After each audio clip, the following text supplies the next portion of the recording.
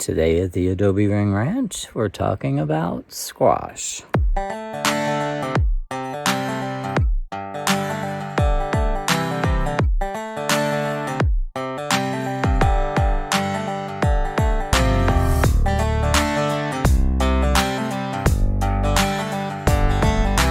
Hello everybody and welcome back to the Adobe Ring Ranch. So today I thought we would touch upon some of the squash varieties that we are growing here.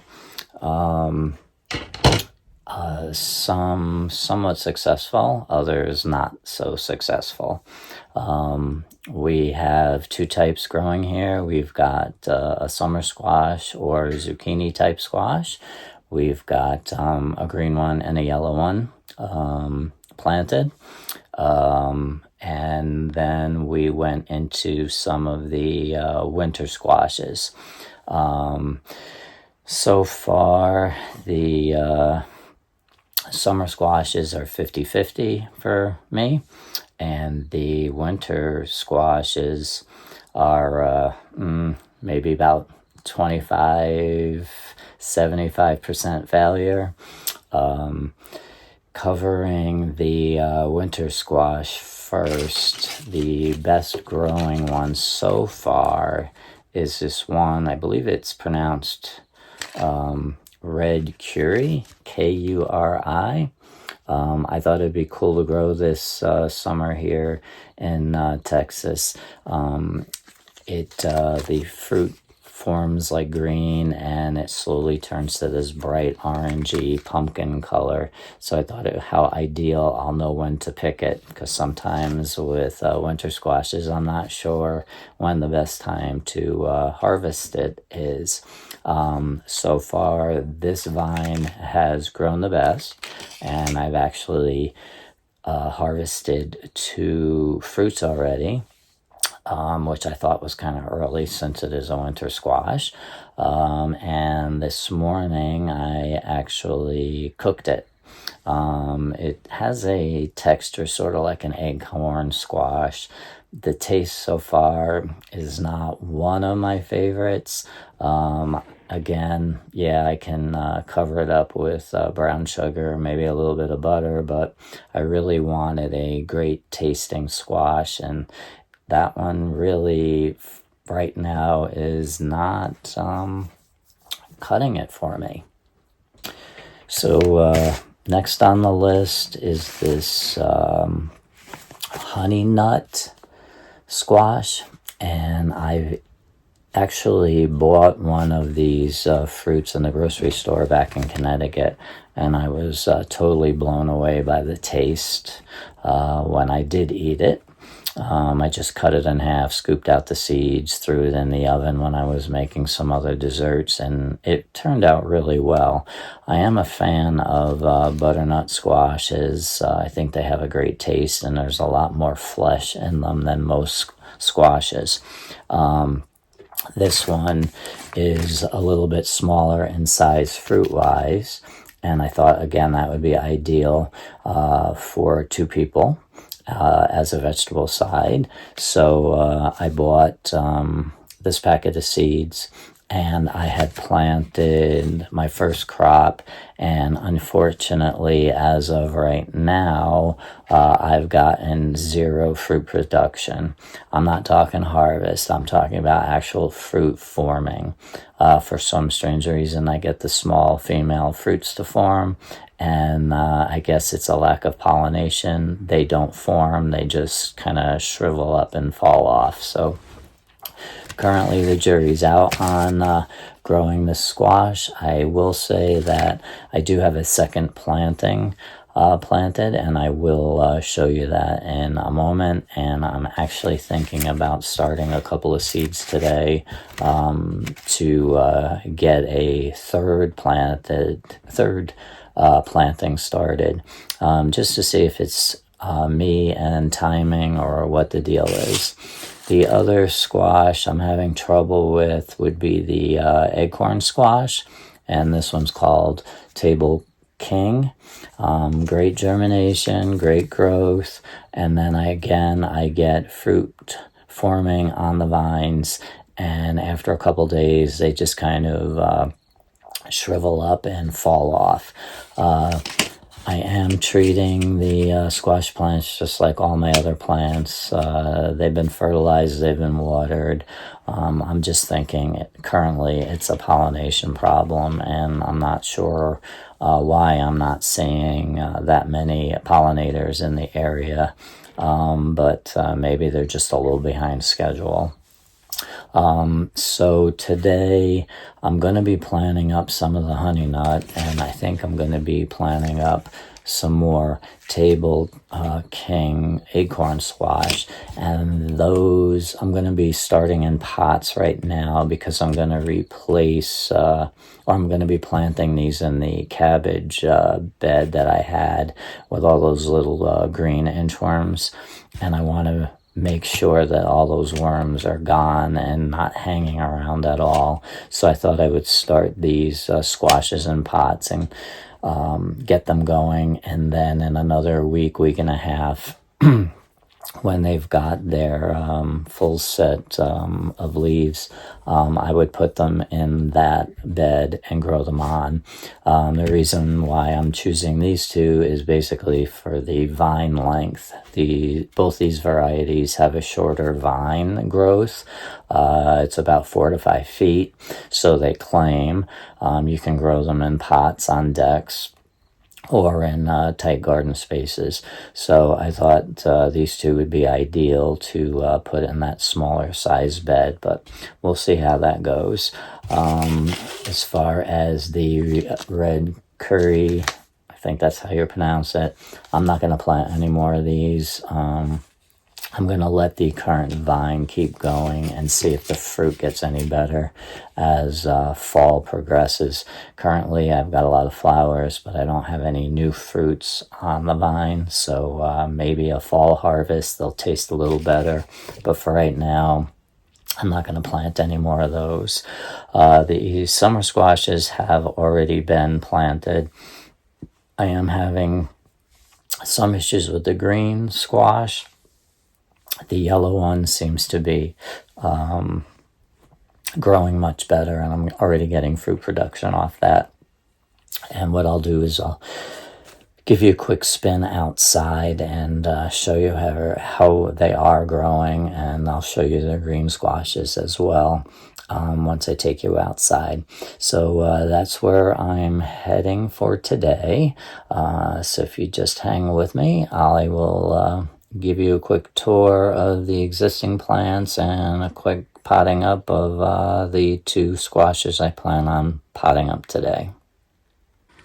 Alright, so let me take you over to the first bed over here where I've got one of my summer squashes here. This is the green summer squash. The plant is really small, and I have yet to get fruit off it. As you can see, I've got a number of flowers, but these flowers are male flowers, so there's no hope for getting any kind of fruit off of this currently. The other one would be that honey nut over here, which is this small trailing, and as you can see, I'm getting some of the female fruits, but they're just not getting pollinated. I can already tell that this one's starting to shrivel up on me. There's another one over here. I'm not seeing any male flowers opening up at the moment, so that could be another issue. But again, I'm going to let the vine go. I'm not going to pull it out or anything like that. Now my second planting of the honey nut squash has germinated, and I'm just going to let these guys grow. I've got two over here, and I planted another one on the opposite side here. I put 2 seeds in, but only one germinated. So I'm going to let this just sprawl all over the bed here, and I'll let it fill in and do what it wants. And we'll see if we get any fruit production towards the end of the fall season. Now, the other fruit that I told you, or the other squash I told you that was doing well, was that curry one. And this one is the vine. It's going bananas. It's at least, I would say, 8 to 10 feet long already, and it's putting on a lot of flowers, male and female. And like I told you, I've already harvested 2 fruits, but unfortunately, so far, I'm not thrilled about the flavor of it, so we'll just have to wait and see. These little holes here are not caused by any kind of bugs. We actually got hit with 2 hailstorms, and it kind of put holes in the leaves here, so I'm sure they'll recover. Okay, so moving over, let me take you over to the yellow summer squash, which is on this side of the garden. And as you can see, I've got a couple of fruits over here, and they seem to be doing fairly well. Some of them are a darker orange, and some of them are this paley yellow, but they seem to be forming fine, and they seem to be tasting okay, so I've got no problem with what color they are. Now over here, I've got one to the right that looks pretty darn good, but this one down here is starting to look a little on the shrivel side, which I don't get at all, but I'm gonna let that one ride and see what happens. Now, also in this bed, I've got the Table King acorn squash, and it seems to be doing well. It's climbing up on the back of the fence here, but every time I get a fruit forming, they just kind of shrivel up on me and fall off. Now here's one down here, and I'm not liking the looks of it already, so I'm sure that one's going to be a goner. And right above it, that's a male flower. I did see a few other fruits, so here you go. This is what it's doing. I'm getting the fruit to start to form, and then it kind of just tanks on me. So I'm not sure what the deal is with that as of yet. But again, I'm going to start a second planting of acorn squash. I think this summer yellow squash looks like it's ready to be picked here. So I'm going to have to get my snips and get that off. Now let's turn it around. And this was the bed that I had all of the brassicas in. I don't see any green worms in this bed any longer, but again, I'm going to start the seeds and give it at least another week and a half before I put anything in here. So I'm going to keep this watered, and before I set the plants in here, I'm going to heavily fertilize this and get it back up to speed from the heavy cabbage, broccoli, and cauliflower that was in here. They're heavy feeders as well, but so for right now, this is going to stay vacant until I get the new squash plants going. And then behind my tomatoes here was the other planting of a green squash. It's called Black Beauty. This one seems to be doing better. It is in the shade. We'll see what happens. Or I should say semi-shade. Probably has half a day of shade. It's been well fed and well watered, and we'll see if we get any green squash off of this. And then the back, remember I had put in those cucumber vines, and again, not bug damage. This is what the hail did to the leaves. So hopefully this rebounds and gets going again. But that's my third planting of green squash, and I'm hopeful that this one will do a little bit better. All right, so I'm going to take you back over to the deck and get those acorn squash planted up in some pots. All right, so back up on the deck, I've got my pots all laid out here. I'm using a little different soil today. This one has a little more moisture in it, retains some of the wetness when I do water it.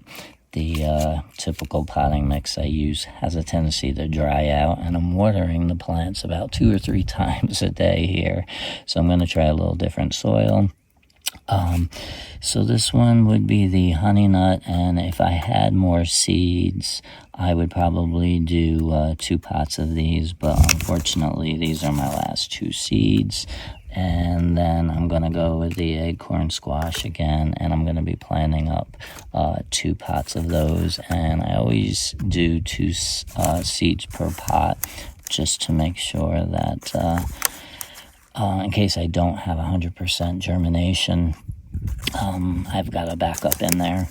So I'm just going to cover this with a little bit of this soil and press it down a little bit. And do the same thing on the acorn, probably adding about 1/4 of an inch of soil here, and making sure there's any big pieces of soil that might slow down the germination. And this is the other acorn. This pot's breaking on me. Let me see if I can sprinkle this in. A little more here. This one definitely didn't get covered. Yeah, sometimes in the mixes you get these big chunks of, seems like wood or something. So I just kind of like take it out and put it in the compost pile. There's another piece right here. Take that out. Just get a little contact with the soil. The other acorn. Okay. So it's about 1/4 of an inch coverage with the soil. And I've got my labels, so I remember who's who. And put that in there, and put this one in there. And then the only thing I'm going to do is water these 3 in, and then I'm going to keep it in a sunny spot here on the deck, out of the way of the hoses and whatnots. Probably my big feet as well. So again, these will probably sprout in just a few days. Their squashes germinate rather quickly, and I'll probably keep them in these pots for about a week and a half, and then they're going to go into that cabbage bed that I have vacated all of the worms, and we'll grow these on all summer long and see if we can get some decent squash fruits come fall time. So for now, that's the update on the squash situation here at the Adobe Ring Ranch. So stay tuned for our next vegetable update. Thanks.